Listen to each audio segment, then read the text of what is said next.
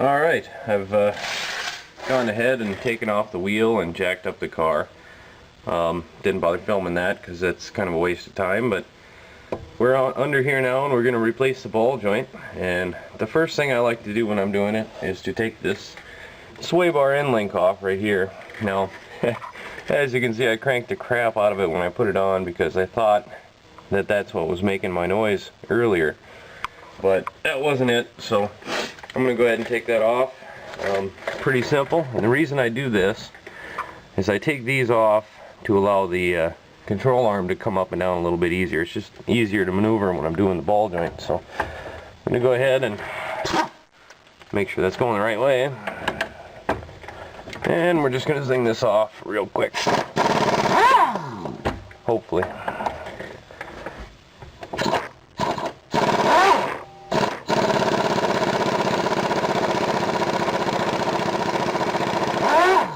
Kind of tricky to do when you're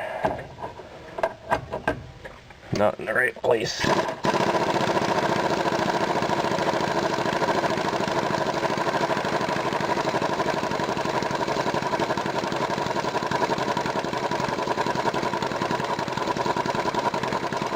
And I turned my compressor off so you could actually hear what I'm doing.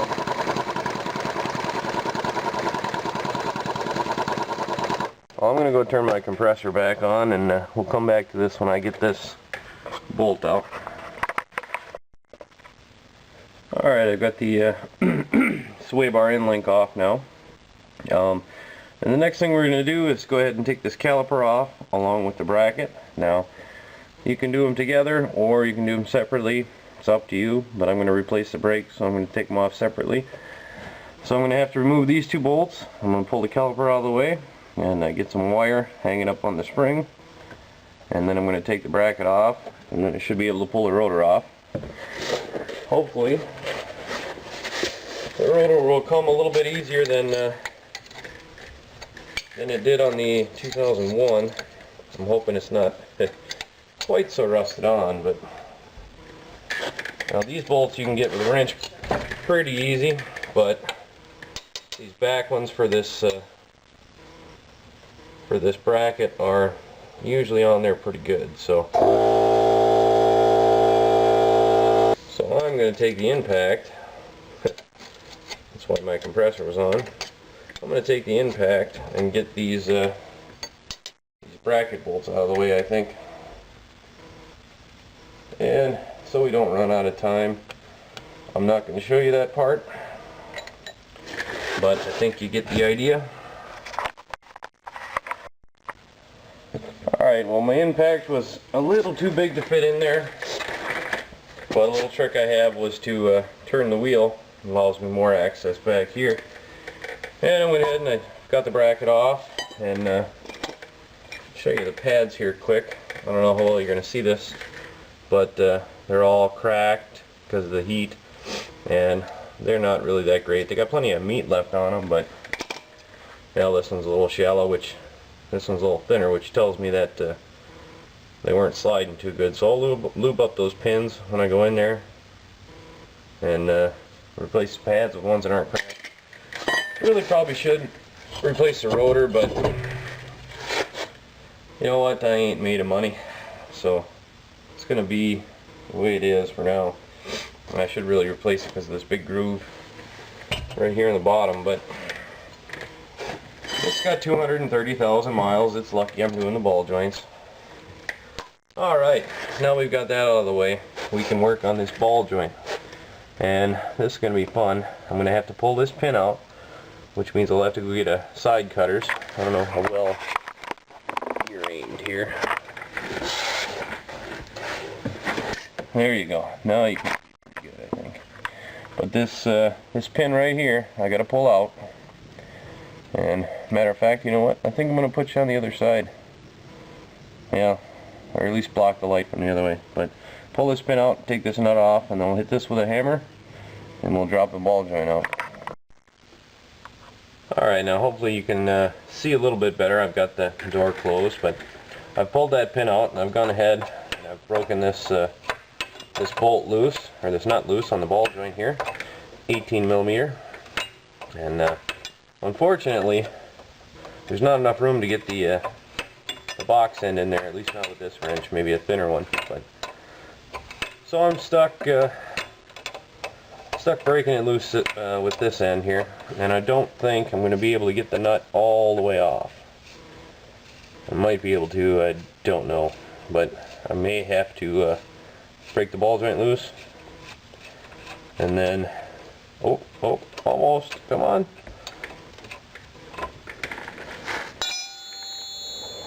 Yeah, this wheel bearing don't feel great. I'm going to have to replace this one, I think. But, well, that doesn't matter now. What I'm going to do is take a hammer and hit it right here and see if I can break that sucker loose. I need a big hammer though. Alright, it's time for the big hammer. There we go. That dropped actually really easy.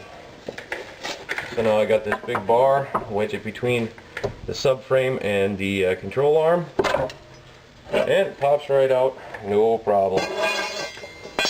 Now comes the fun part. Alright, now we come to the fun part. I have to grind these 3 rivets down, and then I got to get them out of there. Got another wheel on my grinder here, but I probably shouldn't be using it because it's got a big crack to it. But this is my alternative wheel, so I guess I'll be using it. I'm going to go ahead and see if I can grind one of these off, and then use that as an example, and then show you what to do from there.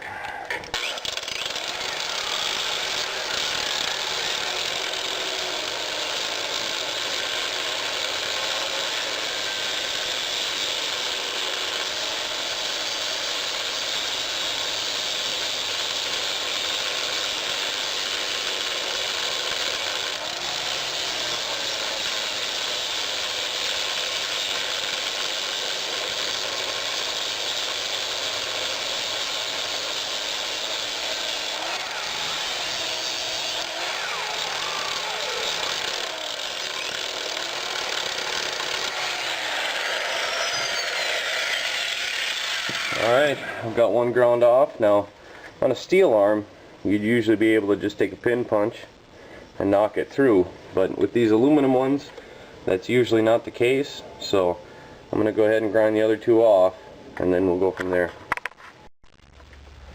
Alright, now that I've got all 3 of these ground down pretty good, like I said, normally on a steel one you'd be able to take a pin punch and knock them through, but I've never had good luck with these aluminum ones doing that. So what I like to do is, after I've ground all 3 of the tops off, I've got the control arm sort of supported by a jack, so when I hit it, it doesn't just spring.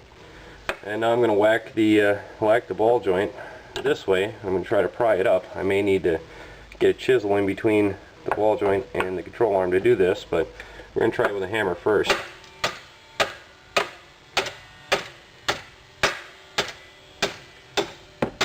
Since I'm not saving it, I don't really care too much about it. Ooh, I care about my camera though. I think she's starting to come a little bit.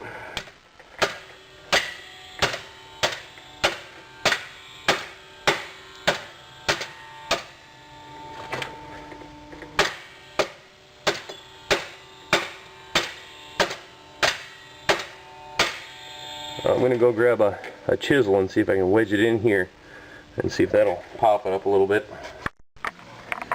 Alright, I've got the ball joint off now. I ended up having to drill it. I was trying to avoid that just so I could basically save my drill bits. But I ended up drilling it out, and I hit it with a hammer, knocked that part off. What I would have done if I'd have just knocked it off is then come back and taken a grinder and just cut these down a little bit, avoid using my drill as much as possible, and then drill holes through here. So what I'm going to do now is just drill these holes a little bit deeper, and then not all the way through though. I'm going to take a punch after I got it drilled, I'm going to smack it down, and then I'll be able to clear those holes and put the bolts in with the new ball joint.